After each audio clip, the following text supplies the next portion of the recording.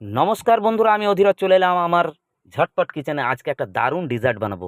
তো লুকিয়ে লুকিয়ে নয়, একদম ওপেনলি দেখাচ্ছি কিভাবে বানাবেন।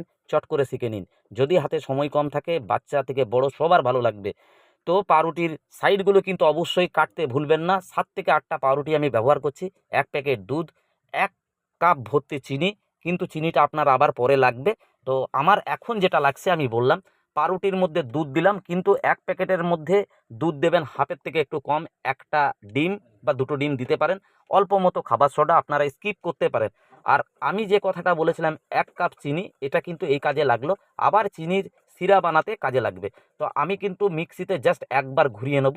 আর এটা যেন খেয়াল রাখবেন যাতে পাতলা বেশি না হয়, পাতলা হলে কিন্তু জমবে না।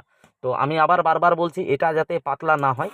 তো আমার ভিডিওতে মনে হচ্ছে এটা একটা পাতলা, কিন্তু অবশ্যই এটা গাঢ় ছিল।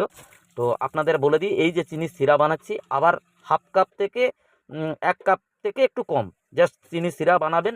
আর ঘি বা বাটার একবার ব্রাশ করে চিনির সিরাটাকে দিয়ে এই যে ঘোলটা দিয়ে দেবেন। আর আমি কিন্তু এরকম একটা পাত্র নিয়েছিলাম, পুরো ঘোলটা আমি এর মধ্যে ঢেলে আধ ঘন্টা মতো আমি ভাপে রেখেছিলাম। নিচে কিন্তু জল ছিল। এটা টুথপিক বা একটা চামচের সাহায্যে দেখবেন লাগছে কিনা। যদি না লাগে তাহলে বুঝবেন হয়ে গেছে। কেমন লাগলো অবশ্যই কমেন্ট করে জানাবেন।